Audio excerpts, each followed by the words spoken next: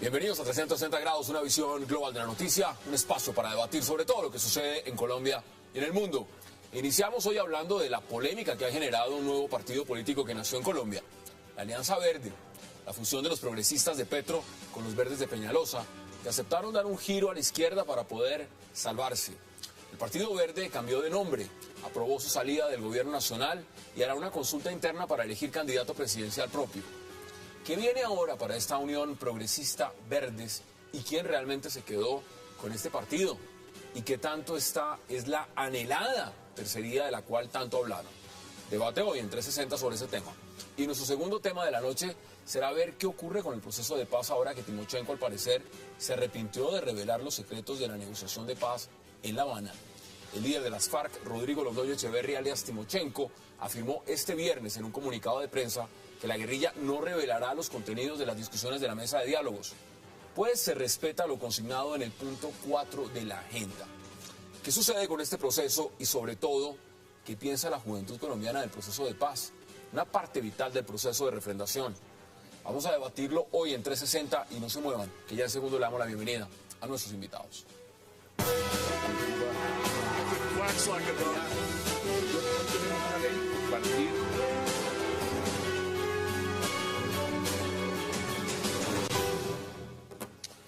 Y le doy la bienvenida esta noche a 360 a Sergio Fernández, a Josías Fiesco, a Alfredo Ramos y por supuesto también a Miguel Silva Moyano. Caballeros, qué placer tenerlos esta noche de viernes aquí en 360 para hablar de agenda, de muchos temas. Gracias por aceptar la invitación. Buenas noches, Hassan. Muchas gracias. Bueno, mire, vamos a los puntos. Alfredo, empiezo con usted. Usted está ya en la lista del Centro Democrático, claramente. está adentro. Si uno lo ve en perspectiva, ya podría uno decirle senador, porque fácilmente esos votos puede que estén ahí. Gracias, hay que trabajar muy duro, sin duda. Yo creo que hay una gran fuerza y una gran credibilidad en el Centro Democrático y el liderazgo del presidente Uribe, pero esto es una lucha constante que vendrá muy dura y una lucha contra muchas ideologías, contra mucha burocracia, contra muchos puestos y esos. Pero mira, aquí está Miguel, por ejemplo, que no tiene partido. Está diciendo no hay partido. Aquí el Partido Conservador y allá tenemos al Polo. O sea, están representados prácticamente todos. Qué bueno, porque yo creo que mientras haya argumentos y haya inteligencia es bueno debatir sin violencia, siempre con respeto y con altura. Hoy me ha interesado mucho sentarnos en esta mesa y hablar con gente joven. Yo soy joven, aquí todos somos jóvenes, y mirar la perspectiva del país. Uno de los temas elegidos, lo decía yo en la introducción, es la tercería. Y la tercería, ¿por qué? Porque algunos consideran que hay mucha polarización, que se está enfilando la unidad nacional y el Centro Democrático, el Polo en alguna medida, pero que tiene que haber una opción nueva. Miguel, ¿cómo ve usted el tema de la tercería?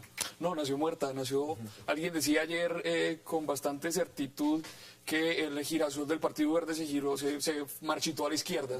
Esto fue como una doble asesinato, se anularon los dos partidos, creo que no es para nada una buena alternativa, sobre todo si no está Compromiso Ciudadano, que era como el que lograba hacer una cohesión allí de estos dos grupos completamente diferentes. El puente de alguna manera lo tendía Compromiso Ciudadano y era, digamos, una garantía que estuviera allí, pero lo que salió de ese congreso de ayer es un asunto electoral netamente, es decir, allá no se debatieron principios, no se debatió el modelo que se va a pensar este país, se debatió solamente cómo ganar algunas curules y ya, y ahí se van a matar. ¿Era una tabla de salvación?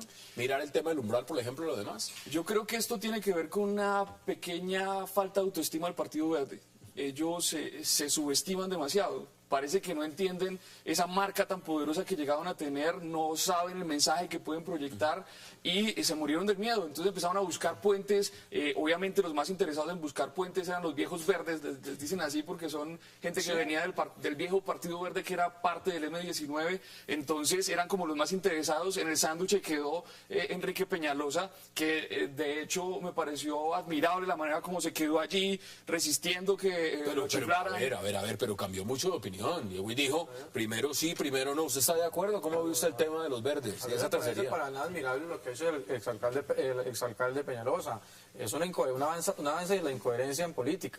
Y poniéndolo desde el punto de vista de cómo nació el Partido Verde, claramente el Partido Verde nació hace 4 años a la luz de los colombianos, juntando 3 gobiernos que han sido exitosos en Bogotá. Hoy claramente lo que hay es una urgencia de conservar, de conservar y de pasar el umbral y aún más, ¿sí?, de ganar la aprobación que no logran hoy en Bogotá, una fracción. Y el otro, pues si vamos a Lucho Garzón, está concentrado en la mermelada del gobierno del presidente Santos. Si vamos a Sergio Fajardo, está concentrado en un plan de desarrollo muy diferente al otro. Y el doctor Peñalosa. El incoherente no es el que se quedó, el incoherente no es el que se quedó, el incoherente es el que llega. El que llega a aprovecharse de la marca, ese es el incoherente es el que se queda a dar la batalla, el coherente es el que Lucho Garzón pasó carta de renuncia y le contestó el presidente. ¿Sabe qué le contestó el presidente? Le dijo, no, usted se queda desatornillado. ¿Atornillado a qué? Atornillado a los principios de la unidad nacional. ¿Cómo ve usted esa atornillada de Lucho Garzón? No, en términos generales, frente al tema de la unidad entre progresistas y verdes, yo veo como 3 cosas. Lo primero es que no se puede hablar de tercería. Es decir, ¿cómo va a ser tercería el Partido Verde que viene de la Unidad Nacional? ¿Tercería frente a Santos? ¿Cómo así? ¿De dónde la tercería puede ser santista? En segundo lugar, es evidente que lo que hay es un afán electoral. Es decir, es un afán por tratar de vencer el umbral y no hay para nada coherencia programática. Eso no me lo estoy inventando yo, sino que es obvio y además es el debate que a la luz pública se ha dado. ¿A ustedes en el pueblo les preocupa? Que el tema de la unidad de los verdes y los progresistas, no, es decir, la verdad nosotros estamos... Que les quiten votos, que les quiten, digamos, lo que puede ser progresistas en una configuración con los verdes, ¿puedan quitarle votos al pueblo o no? No, nosotros creemos que hoy el pueblo depende de su propio juego, digamos que así como cuando en el fútbol hay equipos que dependen del resultado de otros, ese no es el caso del polo hoy. Ahora, para terminar, frente al tema de esa unidad progresistas verdes, y se le preocupa al pueblo, pues no nos preocupa entre otras cosas porque lo de Navarro y en términos generales lo de progresistas no es para nada sorprendente. Navarro es una persona que en los últimos 20 años ha trasegado ya por 8 partidos, bueno, de todo tipo. Pero... Luego acá de asombroso no hay nada. Y el Polo ya tiene su juego definido y tiene sus cartas sobre la mesa. Ya todo el mundo sabe que el Polo va con su candidata presidencial, que es Clara López. Por lo pronto no hay sobre la mesa consulta con otros partidos. Claramente por ejemplo, Pablo Catatumbo, y estamos viendo la imagen de Navarro, dice que no es ningún revolucionario. Ahora, yo les pregunto a ustedes, en medida, porque la pregunta también tiene que ver con el reencauche. Y el reencauche lo hemos visto en el Partido Liberal con Horacio Serpa. Estaba mirando hoy un artículo muy interesante que saca Semana a través de un informe de la MOE, de la dirección que monitorea todo el tema electoral en Colombia, y hay senadores en Colombia que llevan más de 30 años en el Congreso. Eso parece una ubre el Congreso, chupando de esa ubre. Hay otros que llevan 20 años, el senador Corso, 20 años. Yo no sé cómo un senador que lleva 20 años en el Congreso no alcanza el dinero para la gasolina de los carros. Lleva 20 años chupando de esa ubre. ¿Hay que elegir nueva gente al Congreso? Eso es una de las tareas más importantes. Sin duda, es que hay varias cosas. Los partidos políticos no le están abriendo paso a gente nueva, porque es que la gente nueva no se está sintiendo identificada con esos líderes. Para que una persona, un joven, cualquiera, se meta a la política, dice, ¿a cuál cacique me tengo que meter? Bueno, casi que me tengo que meter. A ver, pero usted es un delfín. Pues soy delfín, pero porque mi papá trasegó en la política, pero con una política decente, con una política de resultados y con una política de gestión. Eso para mí es un orgullo. Yo creo que eso es un delfín bueno, pero infortunadamente la mayoría de los políticos en Colombia, a mí no me da pena que digan delfín. Es que depende de cómo usted defina gente nueva. Bueno, es decir, ¿usted lo ve nuevo o no lo ve nuevo? Es gente nueva y además que es renovación. A mí me parece interesantísimo el debate porque en Colombia confundimos el diccionario de sinónimos con el de antónimos. Entonces decimos renovación y cuando hablamos de renovación queremos significar una cosa completamente diferente. Entonces invitamos a Horacio Serpa. Guerra Tulera es renovación del Partido Liberal. Renovación del Partido Liberal, lo dice un delfín, además lo dice sin darle vergüenza. Entonces creo que la renovación no es que llegue gente nueva, la renovación es que lleguen temas nuevos, ideas nuevas, ideas y temas nuevos. Este país es un país absolutamente aburrido en temas políticos. Claro, es muy apasionante el tema de la paz, el tema de la guerra es apasionante, pero por ejemplo el tema de la ciencia y tecnología es un tema que está invisible. El fracaso de conciencias en estos años y el Congreso callado completamente. Lo decía Wasserman. Hacía la denuncia, claro, de lo que además que se volvió una burocracia lo que hicieron con Conciencias. Claro, y el gobierno se queda callado, nadie dice nada, nos va mal en el ranking de universidades, nos va mal en la medición de patentes, pero lo importante es... ¿Usted sabe además quién se quedó con Conciencias? El Partido Verde que hoy en día se va con Conciencias. No fue el Partido Verde. No fue el Partido Verde, ¿quién se quedó entonces con Conciencias? Un congresista. Es que ahí está la diferencia. Los partidos no tienen burocracia en este momento, la tienen los congresistas. Pero mire, se negocia el menudeo. aquí se lo pregunté por el tema fundamental del Centro Democrático. Pues aquí están los conservadores sentados en la mesa también. Aquí hay renovación. El senador Gerlain, esa es parte de la renovación del Partido Conservador que lleva más de 30 años en el Congreso. ¿Quién más hay de renovación en su partido?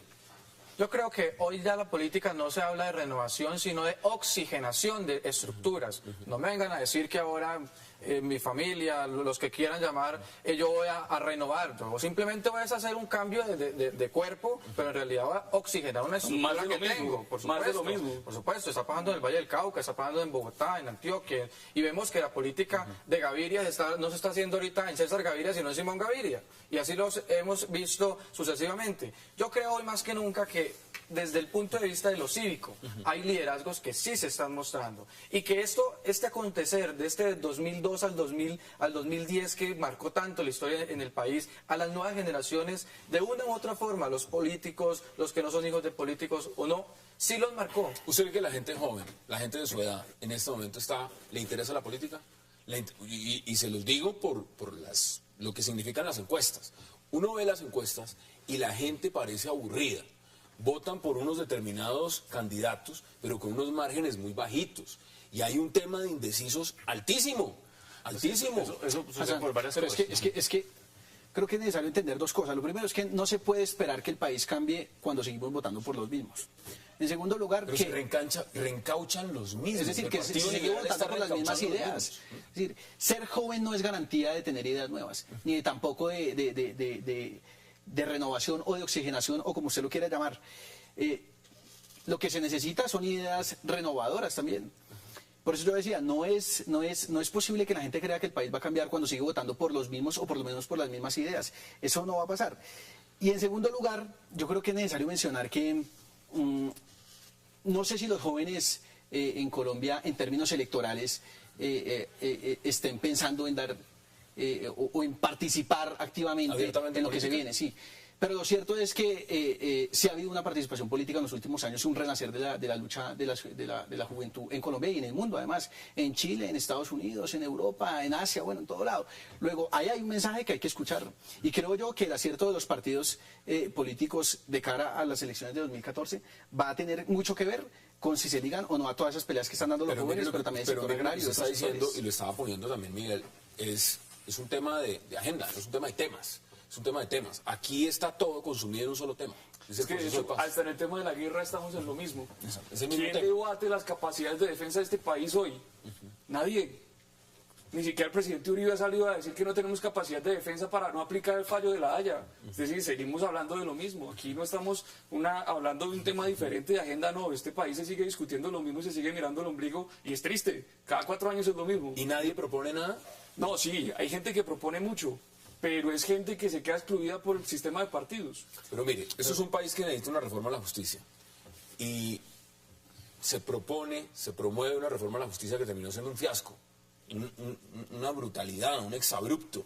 Es decir, en cosas que son sustanciales, hablemos de una reforma tributaria, que no está generando en este momento sino profundas críticas. La próxima semana vamos a hablar de la reforma tributaria y de los efectos que está teniendo. Entonces, las reformas que se están adelantando realmente y que se proponen son sustanciales. Contéstemelo ya en un minuto, porque también quiero aprovechar. Toda esta semana, los últimos días han sido encuestas. Y las encuestas nos reflejan una fotografía del país. Y me interesa saber con ustedes cómo ven estas encuestas. Por ejemplo, mire, Atesco nos dijo lo siguiente. Nos dijo, si las elecciones para presidente fueran mañana y se presentaran los siguientes candidatos, ¿usted por cuál de ellos votaría? Presidente Santos, 24.6, no sabemos si va a ir o no, tiene plazo hasta el 25 de noviembre para decidirse. Francisco Santos, 14.4, Clara López del Polo, mire, 9.9, Antonio Navarro, que sería la opción de esa tercería, 8.2, no sabe, 34.1, ¿dónde está usted, Miguel? No sabe realmente. No, yo sí sé. Si usted sí sabe, ¿cuál escoge usted ahí? Ahí no está. Ahí no está el que usted quiere. Ahí no está el que usted quiere. ¿Cuál es el que usted quiere? Enrique Peñalosa. Enrique Peñalosa. Ayer lo confirmé. ¿Y usted, cómo vio usted? ¿A Enrique Peñalosa lo vio usted en esa medición? Es que yo entiendo que hay varias, obviamente depende del encuestador y depende de las preguntas, pero lo que es importante Es algo que sin duda hay un gran desconocimiento todavía de cómo se vota. La gente todavía está en una época muy fría en política. Ahí está ganando el presidente que no ha optado todavía por la reelección y resulta que si decide la reelección, dicen que la reelección solo cuenta con el 19% de apoyo. ¿Cómo se explica eso?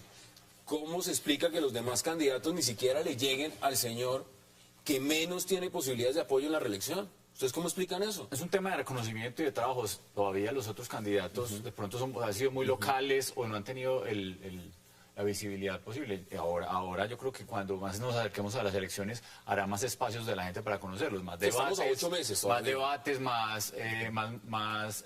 Sí, en fin, tendrán más forma de convencer, más recorrido del país. Sin duda, una persona como el presidente de la República que tiene todo el día los medios de comunicación, paga 1,5 billones de pesos en publicidad para que le saquen absolutamente todo lo que se mueve y lo que hace, pues obviamente tiene una exposición mediática que es más vigente para las personas. Pero sin duda, en el otro lado está un absoluto descontento con lo que ha hecho Juan Manuel Santos. Y el pueblo colombiano, la ciudadanía colombiana que es inteligente ya se dio cuenta, le está mandando el mensaje y le está diciendo, usted ya es hora de que se retire, usted definitivamente no es el líder que quiere Colombia. Lo que pasa es que hay que fortalecerlo. ¿Lo leen de la misma forma o ustedes ven al presidente Santos yendo por la reelección? Por supuesto, yo creo que el presidente Santos va a aspirar. No en vano lo que dijo ayer, lo dijo en una localidad de aquí de Bogotá, que en los próximos 4 años nuestros, él ya ha mandado varias señales sobre decir... Bueno, pues esas políticas en cuerpo ajeno, ¿no? Que el presidente va... No creo que en los 4 años del presidente Santos. Lo vemos de que es un presidente afanado por donde sea, por lograr conectarse, aún en su recta final, con los colombianos. Lo que no hizo en su gobierno en los primeros años, no lo ha podido hacer ahora, y por eso, aún así, los colombianos tratan de expresarlo con descontentos de los camioneros, descontentos de los indígenas, y mucho menos, y el presidente hoy es un presidente afanado a vestirse en pijama en Cúcuta, a ir al Petronio Álvarez en Cali, de una forma afanada a tratar de ganarse esa favorabilidad que no. Nosotros, desde el Partido Conservador y los jóvenes en general, creemos de que el presidente Santos va a ir a la reelección y que la reelección le sirve al país precisamente para ser la factura de los colombianos, si ha sido bien o no es su gobierno. Ojalá se presente para derrotarlo. Esa es mi postura. Ojalá se presente para que el país... ¿Quién, Peñalosa? No sé. El que sea. El que sea, pero que le demuestre que hizo un mal gobierno. El que sea que le demuestre que hizo un mal gobierno. Esto es una buena oportunidad para demostrarle a un presidente que ni siquiera con toda la mermelada en la mano puede ganarse el favor de los ciudadanos. Pero yo creo que detrás de eso está Germán Vargas Lleras y no creo que vaya a perder esa oportunidad. Pero mire que ha dicho que ese plan B cuando hablo de plan B es V, que ese plan está diciendo por lo menos que no va. Bueno, no sé, ¿usted cómo lo ve? Es más probable un plan C. ¿Cuál es el plan C? ¿Clara López? No, de César, dentro de la Unidad Nacional es más probable un plan C. No, pero yo quería plantear 2 cosas. Mire, lo primero es que no hay garantías para la oposición, eso es clarísimo. Es decir, el presidente en Colombia tiene unos superpoderes, los medios de comunicación, la mermelada, bueno, en fin, absolutamente todas las posibilidades para desplegar su campaña durante 4 años. La campaña no es que empezó ahorita, lleva 4 años haciendo campaña, mientras que la oposición pues se le niega. La Constitución manda que haya un estatuto de oposición y no se ha hecho en los últimos 20 años. Y el segundo tema que ahí sí debe preocuparse Santos es, bueno, ¿y qué va a hacer si se reelige? Eso no está tan claro. Es decir, yo creo que Santos es derrotable, estoy seguro de eso, pero bueno, y si se reelige... Derrotable, y por eso empecé por el tema de la tercería. ¿Derrotable por quién?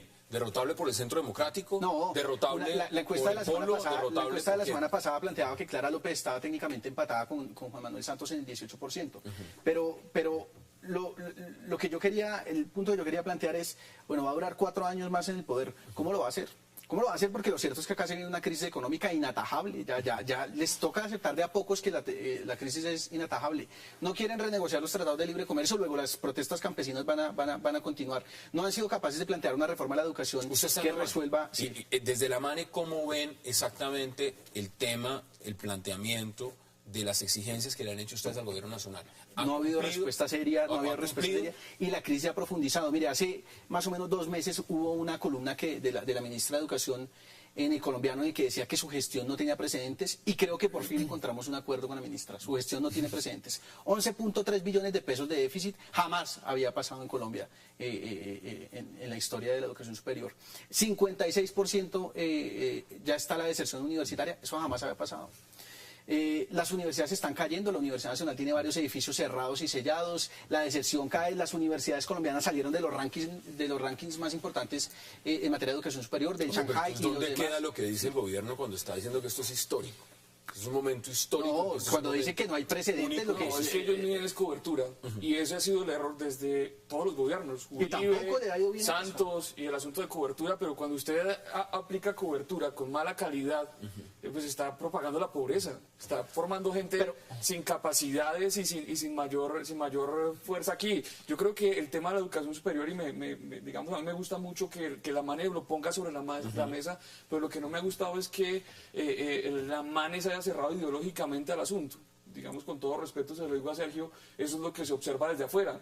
Lo que uno ve es que es un tema interesante, pero ¿quién ve cuando empieza la MANE? ¿Quién ve? A Robledo, y ya. Es decir, ¿cuándo se ha sentado la MANE a hablar con los empresarios? Usted sí cree lo que está diciendo Sergio, y es que la oposición en Colombia no tiene garantías, ¿o sí las tiene? Yo creo que tiene garantías, pero creo que no es un problema solo de la oposición, sino es un problema de las minorías en Colombia.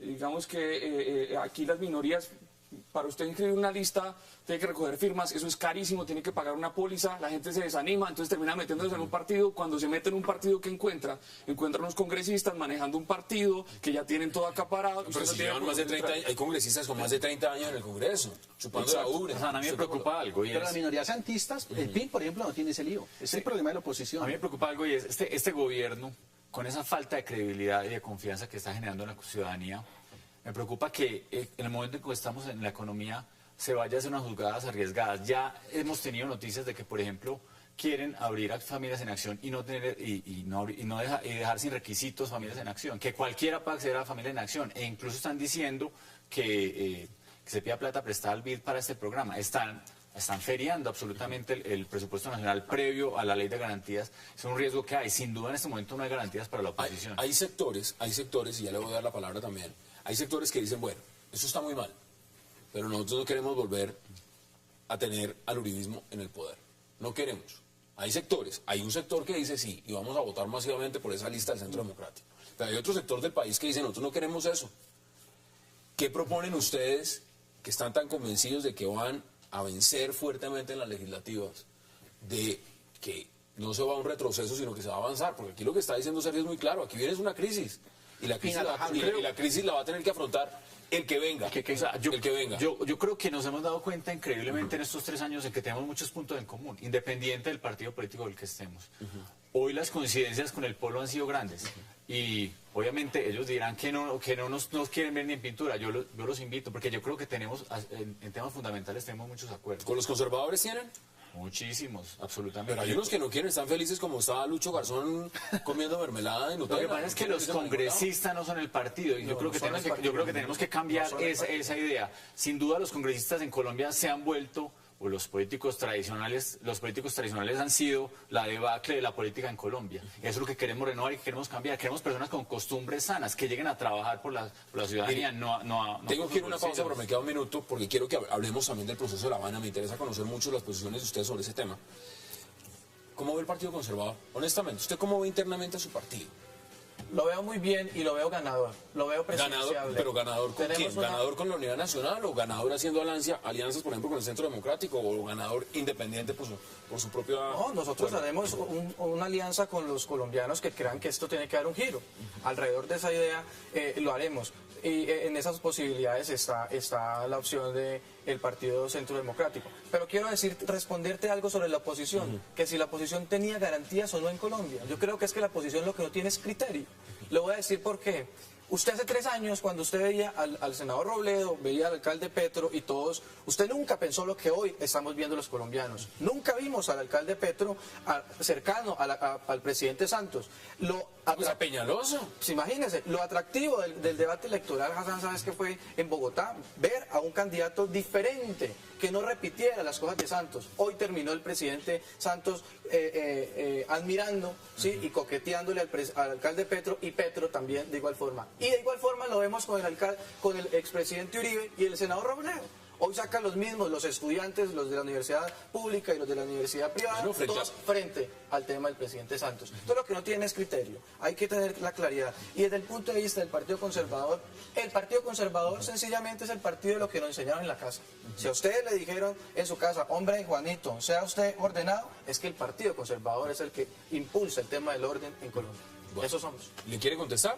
Porque yo quiero la pausa. No. 30 Yo creo segundos.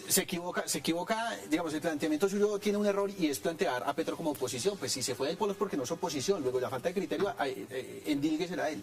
Lo segundo es que criterio es lo que hay. El Polo Democrático es el único partido de oposición y fue oposición a Uribe y fue oposición a Santos con los mismos argumentos. pues son los ¿Sabe únicos qué le que decíamos? Claro, ¿sabe qué le decíamos a Uribe respecto a los tratados de libre comercio?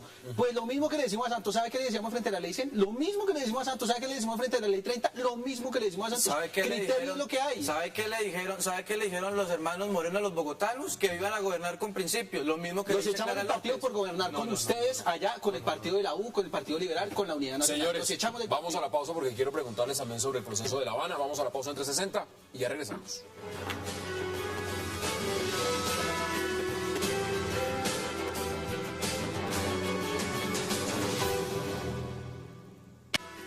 Agenda necesaria. Algunos medios de comunicación inspirados seguramente en el sensacionalismo han especulado en torno a una supuesta amenaza mía en torno a la violación de la confidencialidad acordada en el Acuerdo General para la Terminación del Conflicto. Vale recordar lo consignado en el punto 4 de las reglas de funcionamiento pactadas. Las discusiones de la mesa no se harán públicas. El presidente Santos, en diversos espacios, ha hecho referencia a los avances logrados e incluso sostenido que con algunas medidas de su gobierno ha empezado a desarrollar lo firmado en el primer punto. No hemos considerado que esas expresiones del presidente riñan con la confidencialidad pactada. Nos vemos porque ahora, si los delegados nuestros en la mesa de conversaciones informan a ese respecto al pueblo colombiano, estemos faltando a nuestra palabra. Con franqueza, resulta exorbitante y hasta malintencionado hablar de amenazas nuestras en ese sentido. Regresamos a 360. Alfredo, uno de los temas es que prácticamente La Habana se comió la agenda nacional.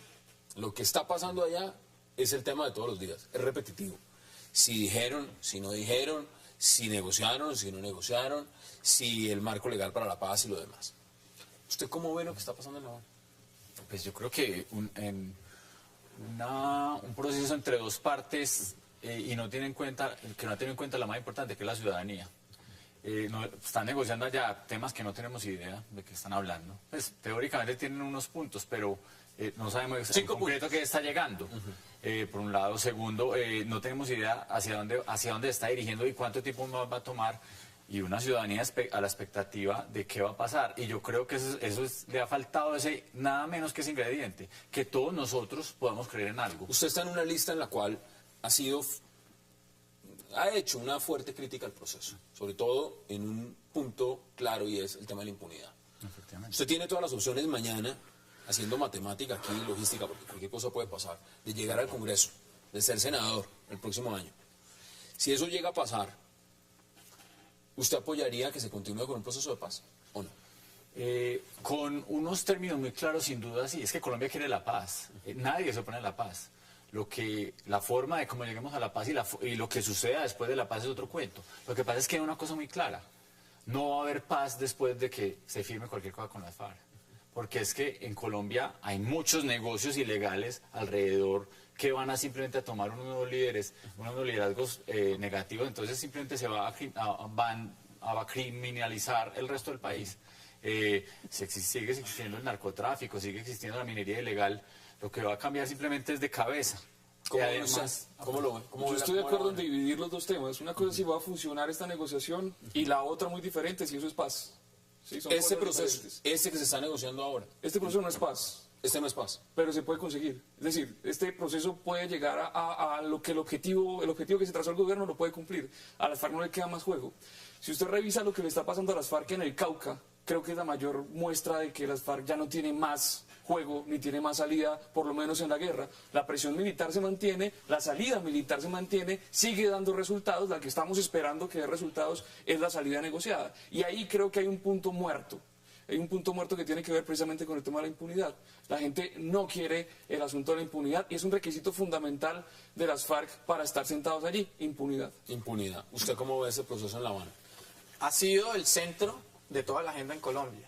Y eso lo demuestran los campesinos, que los campesinos dicen, Dios mío, pero es que aquí tenemos un problema y la única atención del presidente está en La Habana. Y la única respuesta que da el presidente frente a eso es que, señores, en Colombia no hay paro, por Dios. Aún más terrible es que el tema más importante que yo creo que debería concentrarse en la discusión, que son los hechos de las FARC, las víctimas de las FARC, está en el último punto, el quinto. Pregunta. Bueno, nada está acordado hasta que todo está acordado. No, ¿no? dentro Entonces, del orden de las conversaciones, de los 5 puntos, está de último. Eso es un mensaje claro. Los hechos de las FARC en estos más de 50 años no han sido tan importantes como para adquirir otro nivel dentro del nivel de las ¿A usted no le gusta conversaciones. ese proceso como va entonces? Por supuesto que no. Es un proceso el cual Colombia no votó por ese proceso. Pero los conservadores, la gran mayoría en su partido, están apoyando este proceso abiertamente. No, yo sobre eso te voy a ser muy claro, Hassan. El Partido Conservador, ese conservador de a pie, no aprueba esto. Usted está hablando de las bases, pero los que están sentados en el Congreso, que representan al Partido Conservador, ¿están apoyando este proceso? La gran mayoría sabe qué pasa hoy. Nos apenan a los conservadores de a pie. Ahí le cuento. Esos que están hoy en día apoyando ese proceso, que están en la Unidad Nacional. Sí, porque no hay coherencia. Usted le pregunta a un senador actualmente, ¿usted apoya el proceso que se está adelantando en La Habana? Y adivina por qué te van a responder. ¿Cuándo está la cuotica en el Banco Agrario? Es una gran incoherencia entre los congresistas del Partido Conservador. Esos son los congresistas que tenemos. ¿Ustedes apoyan el proceso? Sí, Lo el apoyan pueblo abiertamente. desde que nació ha planteado en su diario político que apoya la salida negociada del conflicto. Y frente al proceso de diálogo entre el gobierno Santos y las FARC, lo que demuestra Santos es que la única forma de que acierte es cuando rectifica. Es decir, toda la vida dijo que tocaba con la salida militar y por fin acertó diciendo que era con la salida política. Ahora, frente al tema, Bueno, pues le queda un año para cambiar de opinión, ¿no? no queda más que augurar éxitos. Pero yo sí creo que todo el país, independientemente de las posiciones políticas que haya sobre la mesa, creo que todo el país espera que eso salga bien y espera que ojalá ese conflicto armado pero que cese salga cuanto bien, antes. que salga bien significa que salga bien esta negociación o que salga bien es la No, solución del conflicto. que haya solución política al conflicto armado, que haya solución, que digamos que cese el derramamiento de sangre, que haya un montón de fusiles menos en el campo. No, yo sigo creyendo que el asunto de la guerra en Colombia no puede entenderse como un asunto simplemente de negociar, digamos, en términos de élite. No se puede dividir, sobre todo, el proceso de negociación como una salida militar, una salida negociada y decir que la salida militar fracasó. Esto yo quiero ser muy claro, la salida militar sigue, está vigente, la guerra sigue, se está haciendo un importante... Por lo menos eso dice el ministro de Defensa. No lo dice el ministro de Defensa. Si usted revisa, en Colombia había sido muy difícil siempre desmantelar una columna móvil. Eran del tipo de estructuras élite de las FARC. Y desde este año ya la Jacobo Arenas ya no está contando, digamos, dentro de la región. El conteo de ataques y de actividad bélica en la región disminuyó. Y creo que aquí es evidente que la salida militar sigue dando resultados. Que se haya abierto una puerta política no quiere decir que se haya cerrado una salida militar. La salida militar sigue y creo que esa es la única garantía que tiene Juan Manuel Santos para poder llegar a alguna firma con las FARC en este a mí me momento. parece que es que él ha sido el gran error del gobierno. Finalmente habíamos podido en 8 años disminuir las FARC de una forma tal que logramos empezar a que se sintieran realmente amenazadas para acabarlas. Pero no se derrotaron. No, pero si hubiéramos seguido en el proceso, sin duda, yo creo que No, es que tenemos siguió, una FARC muy el diferente. proceso siguió. Es que aquí lo que a mí me parece preocupante es que estén desvirtuando el papel de la fuerza pública en Colombia. No. Son hombres que siguen en la ofensiva y siguen pero ha en una faltado ofensiva y ellos no han frenado. Ha y faltado no van el a frenar. liderazgo del gobierno para irse en contra de verdad. O sea, hoy estarían sentados hablando de unos temas muy diferentes si el presidente Santos hubiera querido realmente derrotar a la FARC militarmente. Han existido obviamente avances, pero sin duda hoy vemos un fortalecimiento en acciones terroristas de la FARC, otra vez en secuestros, en fin, una cantidad de resultados de extorsiones que no estaban sucediendo. Y esa es la dificultad más grande, porque es que yo creo que el tema militar, sin duda, con el cariño que le tenemos a las fuerzas militares, les ha faltado un liderazgo y un compromiso de la presidencia de la República. El presidente Santos ha dicho que él ha sido el que más golpes contundentes le ha dado a las FARC. No, yo estoy de acuerdo. Estoy de acuerdo. Es que para mí el mal gobierno de Santos no es el tema de las No es FARC. el tema de las- no es el tema de las FARC. en Para cabecillas. nada. Usted lo ve mal en otro sentido. Ahora, ¿usted cómo lo ve? Pero Hassan, te voy a hacer una pregunta sobre el colombiano de a pie. No lo llevemos tanto al plano de político o congresista. La gente en la calle se está preguntando quién está poniendo el ritmo en las conversaciones en La Habana. Porque es que el gobierno está diciendo, estamos hablando de un proceso de paz y hace menos de 20 días mataron 15 personas, 15 soldados en la frontera. Y usted está diciendo que estamos hablando de un proceso de paz y en el Cauca siguen atacando las FARC. La gente del común dice, pero es que esa paz entonces no me toca a mí, esa paz entonces no me incluye a mí. Ahí hay un gran problema. ¿Quién sí, está poniendo el ritmo? Miguel está diciendo que el proceso, la línea, la conducta, la política de seguridad está funcionando. ¿Usted no se cree ese cuento entonces? Ni yo ni los colombianos creemos que la seguridad en estos 4 años, en estos 3 años y medio de gobierno, No, ha mejorado. como que los colombianos le hablen. Yo quisiera tener esa facultad de hablar a los interpretar el colombianos. espíritu. Pero el tema de movilizaciones, o sea, existían antes desmovilizaciones constantes. Hoy, ¿dónde están las desmovilizaciones? Hoy eventualmente, repito, ha habido cabecillas que se han dado de baja, pero las desmovilizaciones hoy, frente al ritmo que Ojo, venían la semana haciendo- pasada se desmovilizó uno de los principales ideólogos de las FARC en Antioquia. Pero son ejemplos esporádicos. Antes era una constante. Las FARC. Tengo que ir a una pausa y ya regresamos en 360 para seguir debatiendo.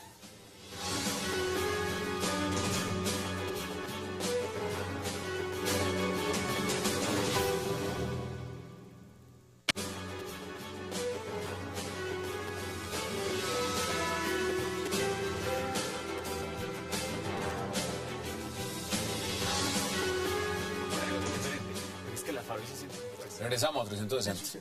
Sergio, muchas cosas han dicho.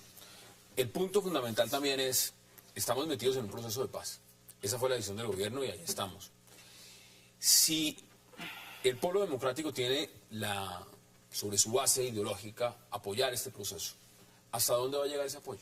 Es decir, ¿eso es un tema que lo define el presidente o es un tema que ustedes lo ven, no importa el gobierno que venga? Cualquier gobierno tiene que seguir impulsado con el proceso. No, el pueblo ha planteado, es más, el pueblo ha planteado de manera clara que no se puede atar el tema del proceso a la reelección. ¿Usted lo ve Y que atado en sí, este momento? sí, por supuesto, es un tema que Santos ha intentado por todos los medios ligar a la reelección y eso no lo compartimos y lo hemos rechazado y lo hemos manifestado en múltiples oportunidades. Y es más, vamos más allá, hemos dicho, una garantía de que el proceso continúe sería, por ejemplo, que el Polo asumiera la presidencia en Colombia, porque nosotros somos los únicos, insisto, que en su ideario de unidad hemos planteado siempre la necesidad de la salida política y del lugar del conflicto. Pero yo quería agregar una cosa sobre lo que tú decías ahorita de la agenda del país. Miren, a nadie le serviría más que al Polo Democrático Alternativo que cesara el conflicto armado en Colombia. Entre otras cosas porque nos permitiría, tú decías ahorita, hay un tema que está copando toda la agenda política, en eso podemos tener cierta razón. Y creo yo que la salida política del conflicto armado nos permitiría debatir de manera mucho más claro, por ejemplo, el tema de... ¿Por qué si son tan críticos? Temas puntuales, el agro. No, es que eso les iba a decir, ¿por qué si son tan críticos supuestamente del gobierno de Santos? El Partido Conservador le aprobó la reforma tributaria, la reforma a la justicia, la reforma a la regalía, los tratados de libre comercio, bueno, todo esto. Usted hablaba ahorita en nombre de los campesinos y no sé qué, bueno, pues su partido tiene quebrado a los campesinos junto con el Partido de la U, el Partido Liberal, Cambio Radical, el PIN. Luego, acá podríamos debatir de cara a cara los debates y los problemas que hoy afectan a los colombianos, el desempleo, la educación, la salud, todos esos temas en los que sí están de acuerdo, en los que el modelo de país de Santos y de ustedes es el mismo. Están de acuerdo con el libre comercio por todo lado, están de acuerdo con las privatizaciones por todo lado, están de acuerdo con el desmantelamiento de la Usted está diciendo que podríamos debatir eso. usted está diciendo que es lo mismo. Interesante el debate. Sí, claro. ¿Es lo mismo? Porque aquí está diciendo que Uribe y Santos son lo mismo. Usted está en el centro democrático. ¿Es lo mismo? Tenemos ¿Son lo mismo? 5 pilares. Y si yo voy cada uno, estamos absolutamente en contrario de lo que hace el gobierno de Santos. Es un gobierno derrochón, un gobierno lleno de burocracia, un gobierno que no dialoga con la gente, un gobierno donde la seguridad se ha disminuido, un gobierno donde la cohesión social, lo vemos en los paros, está constantemente... Y las políticas de fondo no son el mismo gobierno. Aquí lo Y está la diciendo confianza serio, no es el mismo inversionista, gobierno. ¿quién invierte hoy en el agro, por Dios? En la confianza inversionista son lo mismo. ¿No? ¿Quién invierte en el agro, por ejemplo, en Colombia, con las dificultades que hay en el tema de tierras? Hoy no hay un... Pacho Santos, María Fernanda Campo, Iragorri y los demás que van y acaparan baldíos en Bichada, esos son los mismos. Pues- Eso es invertir el agro, vea. Yo creo que hay que ver caso por caso, pero no, es que el problema no es en acaparar, el problema es que si vamos al modelo del pequeño, el del minifundista que ustedes todavía están proponiendo. Es que ustedes que violan la ley no permite acaparar baldíos y ustedes están de acuerdo en que se acaparen baldíos. Es un problema de legalidad, ni siquiera del modelo económico. Bueno, ya se han ido, ministros de Agricultura, sacaron precisamente al senador Robledo, se fue también el embajador en Washington, es decir, aquí se está dando un debate público y abierto sobre cómo se está manejando el tema del agro en Colombia. La pregunta es, ¿usted cree que manejaron bien el paro agrario? ¿El gobierno en eso por lo menos fue coherente? El manejo fue pésimo, la respuesta es pésima y lo que se propuso para salir de la crisis agraria en Colombia es pésimo.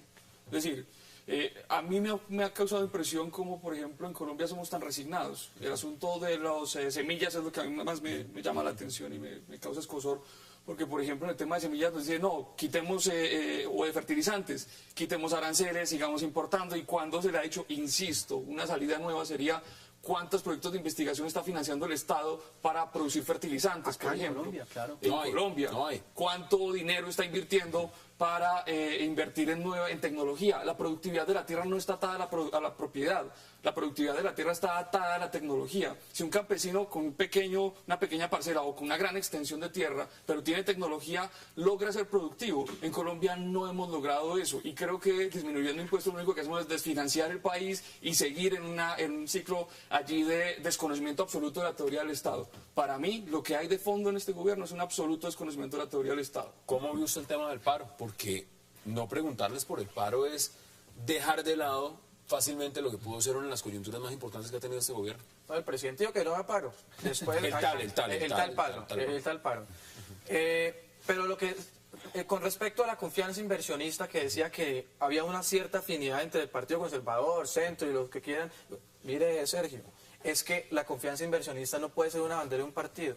Que Colombia se vuelva un país atractivo para la gente que venga a invertir y que aquí la gente tenga empleo, no puede ser una política de un partido, tiene que ser una política de Estado. Por eso, si llegara en algún momento... El desempleo más alto de América Latina lo tiene Colombia hoy gracias a su confianza inversionista. No nos ganó Haití, sí, qué pena, no, somos el segundo, nos gana Haití. No, pero te voy a decir una cosa, hablando de penas. Los bogotanos saben bien qué es hablar del pueblo democrático y de saber de penas. Pero quiero decirte algo muy puntual sobre la confianza inversionista. Si algo ha pasado en estos últimos 3 años de gobierno, es que las empresas en Colombia se han ido de Colombia. Y eso hemos entrado en un nuevo proceso en Colombia. Adivine cuál es, la desindustrialización. Un ejemplo puntual y rapidito. Pero eso sería el colmo que estuviera pasando en este gobierno, porque este gobierno está hablando justamente de toda una apertura y de todo un modelo y de prosperidad. Pero le voy a poner un ejemplo, lo que pasó en el mes de junio. Hace menos de 3 meses en Colombia. Cerró Gillette y cerró Bayer en el Valle del Cauca. Cada una daba 700 empleos directos. No quiero imaginar los indirectos. Mire, me quedan 3 minutos y quiero aprovechar con ustedes las conclusiones. Conclusiones sobre un debate que ha sido abierto porque he tratado en este programa de que ustedes hablemos de varios temas. Pero al final el trasfondo es el mismo. Viene un proceso electoral legislativo y un proceso electoral presidencial. Estamos todavía a 8 meses, pero es un proceso decisivo en el país. ¿Cuáles son sus conclusiones sobre lo que viene? Usted está en campaña, usted ya está en la lista al Senado. ¿Cuál es su mensaje en 40 segundos? Primero, es muy sencillo. El voto de opinión se va a imponer por primera vez en Colombia, en las elecciones del Congreso.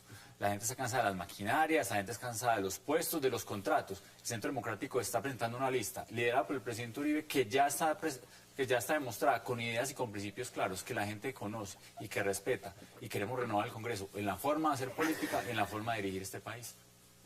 ¿Cuáles son las suyas? ¿Cuáles son sus conclusiones? Un absoluto pesimismo con lo que se viene. Estamos, insisto, ante una agenda agotada, pobre, es una agenda mediocre, con un sistema electoral... ¿Sin gente nueva? Sin gente nueva, más que gente nueva, temas nuevos. Veo que un panorama de partidos que sigue siendo lo mismo, aquí no se ha cambiado nada, así hayan listas cerradas o listas abiertas, sus partidos aquí siguen siendo la misma cosa, siguen siendo una camarilla pequeña que toma decisiones por allá aislada.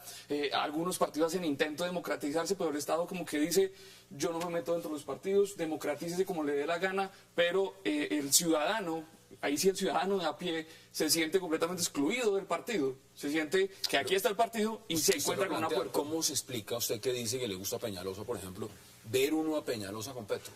O ver uno a los verdes pasar de la Unidad Nacional al progresismo. Vea, ese es uno de los detalles que hay que aclarar. Si usted revisa qué es lo que ha hecho Enrique Peñalosa, él se ha mantenido en lo mismo. No estoy de acuerdo con Petro, no estoy de acuerdo con la coalición, no estoy de acuerdo y voy a votar por la revocatoria. Es lo que dice Enrique Peñalosa. Se ha mantenido en la misma línea. Claro, insisto, esto le ha faltado un manejo de comunicación. Le ha faltado un manejo de comunicación, porque el oportunista no es el que se queda, el oportunista es el que llega.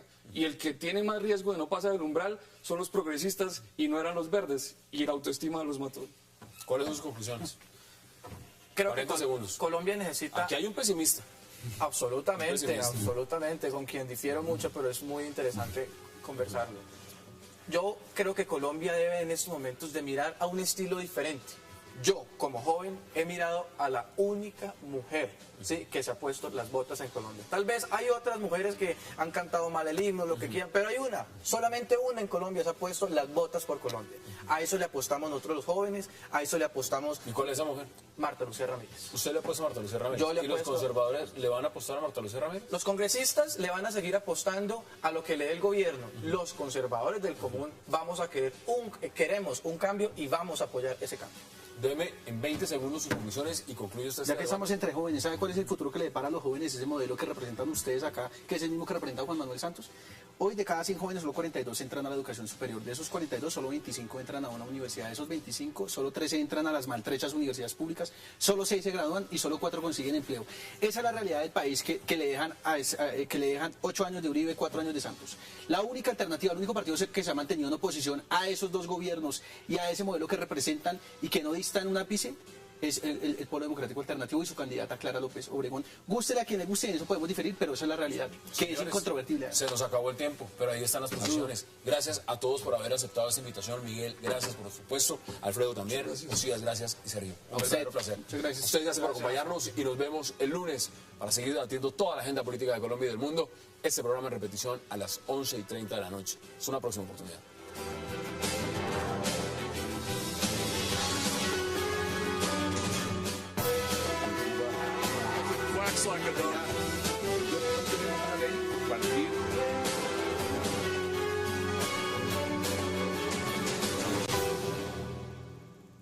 Muerta, nació, alguien decía ayer con bastante certitud que el girasol del Partido Verde se marchitó a la izquierda. Esto fue como una doble asesinato, se anularon los dos partidos. Creo que no es para nada una buena alternativa, sobre todo si no está Compromiso Ciudadano, que era como el que lograba hacer una cohesión allí de estos dos grupos completamente diferentes. El puente de alguna manera lo tendría Compromiso Ciudadano y era, digamos, una garantía que estuviera allí, pero lo que salió de ese congreso de ayer es un asunto electoral netamente, es decir, allá no se debatieron principios, no se debatió el modelo que se va a pensar este país, se debatió solamente cómo ganar algunas curules y ya, y ahí se van a matar. ¿Era una tabla de salvación? Mirar el tema del umbral, por ejemplo, y lo demás. Yo creo que esto tiene que ver con una pequeña falta de autoestima del Partido Verde. Ellos se subestiman demasiado. Parece que no entienden esa marca tan poderosa que llegaban a tener, no saben el mensaje que pueden proyectar y se murieron del miedo. Entonces empezaron a buscar puentes. Obviamente los más interesados en buscar puentes eran los viejos verdes, les dicen así porque son gente que venía del viejo Partido Verde que era parte del M19. Entonces eran como los más interesados. En el sándwich quedó Enrique Peñalosa, que de hecho me pareció admirable la manera como se quedó allí resistiendo que lo chiflaran. A ver, pero cambió mucho de opinión. Llegó y dijo, primero sí, primero no. ¿Usted está de acuerdo? ¿Cómo ve usted el tema de los verdes? A mí me parece para nada admirable lo que hizo el exalcalde Peñalosa. Es un avance de la incoherencia en política. Y poniéndolo desde el punto de vista de cómo nació el Partido Verde, claramente... ¿Puedan quitarle votos al Polo o no? No, nosotros creemos que hoy el Polo depende de su propio juego. Digamos que, así como cuando en el fútbol hay equipos que dependen del resultado de otros, ese no es el caso del Polo hoy. Ahora, para terminar, frente al tema de esa unidad progresistas verdes, y se le preocupa el pueblo, pues no nos preocupa entre otras cosas porque lo de Navarro y en términos generales lo de progresistas no es para nada sorprendente. Navarro es una persona que en los últimos 20 años ha trasegado ya por 8 partidos, bueno, de todo tipo. Pero... Luego acá de asombroso no hay nada. Y el Polo ya tiene su juego definido y tiene sus cartas sobre la mesa. Ya todo el mundo sabe que el Polo va con su candidata presidencial, que es Clara López. Por lo pronto no hay sobre la mesa consulta con otros partidos. Clara O misma sea, lo que ha dice las FARC, por manifestado. ejemplo, Pablo Catatumbo, y estamos viendo la imagen de Navarro, dice que no es ningún revolucionario. Ahora, yo les pregunto a ustedes, en medida, porque la pregunta también tiene que ver con el reencauche. Y el reencauche lo hemos visto en el Partido Liberal con Horacio Serpa. Estaba mirando hoy un artículo muy interesante que saca Semana a través de un informe de la MOE, de la dirección que monitorea todo el tema electoral en Colombia. Y hay senadores en Colombia que llevan más de 30 años en el Congreso. Eso parece una ubre del Congreso, chupando de esa ubre. Hay otros que llevan 20 años, el senador Corso. 20 años. Yo no sé cómo un senador que lleva 20 años en el Congreso no alcanza el dinero para la gasolina de los carros. Ya 20 años chupando de esa ubre. Hay que elegir nueva gente al Congreso. Eso es una de las tareas más importantes. Sin duda, es que hay varias cosas. Los partidos políticos no le están abriendo paso a gente nueva, porque es que la gente nueva no se está sintiendo identificada con esos líderes. Para que una persona, un joven, cualquiera...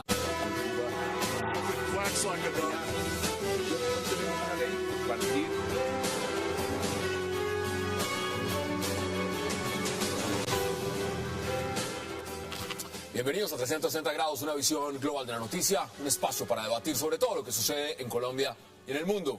Iniciamos hoy hablando de la polémica que ha generado un nuevo partido político que nació en Colombia, la Alianza Verde, la fusión de los progresistas de Petro con los verdes de Peñalosa, que aceptaron dar un giro a la izquierda para poder salvarse.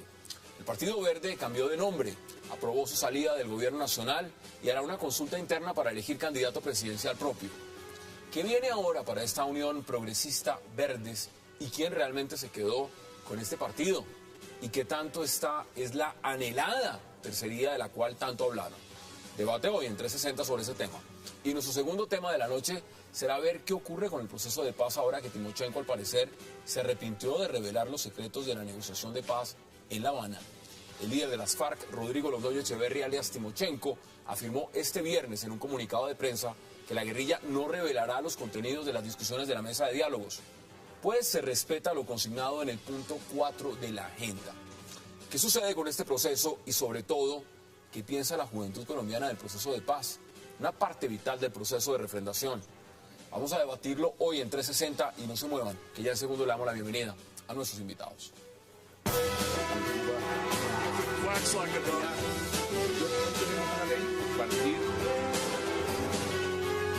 El Partido Verde nació hace 4 años a la luz de los colombianos, juntando 3 gobiernos que han sido exitosos en Bogotá. Hoy claramente lo que hay es una urgencia de conservar, de conservar y de pasar el umbral y aún más, ¿sí?, de ganar la aprobación que no logran hoy en Bogotá, una fracción. Y el otro, pues si vamos a Lucho Garzón, está concentrado en la mermelada del gobierno del presidente Santos. Si vamos a Sergio Fajardo, está concentrado en un plan de desarrollo muy diferente al otro. Y el doctor Peñalosa. El incoherente no era el que se quedó, el incoherente no es el que se quedó, el incoherente es el que llega. El que llega a aprovecharse de la marca, ese es el incoherente es el que se queda a dar la batalla, el coherente es el que Lucho Garzón pasó carta de renuncia y le contestó el presidente.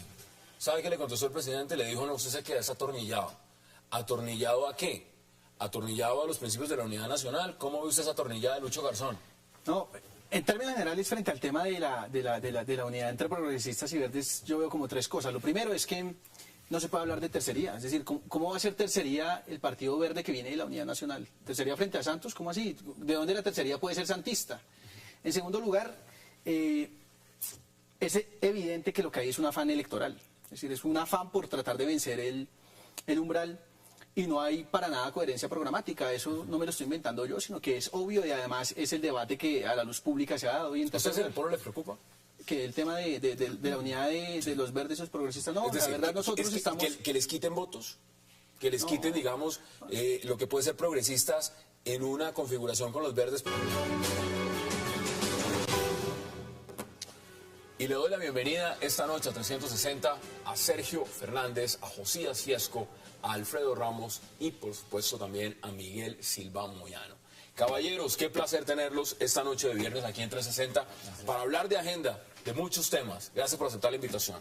Buenas noches, Hassan. Muchas gracias. Bueno, mire, vamos a los puntos. Alfredo, empiezo con usted. Usted está ya en la lista del Centro Democrático, está adentro. si uno lo ve en perspectiva, ya podría uno decirle senador, porque fácilmente esos votos puede que estén ahí. Gracias, hay que trabajar muy duro, sin duda. Yo creo que hay una gran fuerza y una gran credibilidad en el Centro Democrático y el liderazgo del presidente Uribe, pero esto es una lucha constante Vienen meses muy que vendrá muy dura, y una lucha contra muchas ideologías, contra mucha burocracia, contra muchos puestos, y eso es... Pero mira, aquí está Miguel, por ejemplo, que no tiene partido. Está diciendo no hay partido. Aquí el Partido Conservador, y allá tenemos al Polo. O sea, están representados prácticamente todos. Qué bueno, porque yo creo que mientras haya argumentos y haya inteligencia, es bueno debatir sin violencia, siempre con respeto y con altura. Hoy me ha interesado mucho sentarnos en esta mesa y hablar con gente joven. Yo soy joven, aquí todos somos jóvenes, y mirar la perspectiva del país. Uno de los temas elegidos, lo decía yo en la introducción, es la tercería. Y la tercería, ¿por qué? Porque algunos consideran que hay mucha polarización, que se está enfilando de la unidad nacional y el Centro Democrático, el Polo en alguna medida, pero que tiene que haber una opción nueva. Miguel, ¿cómo ve usted el tema de la tercería? No, no es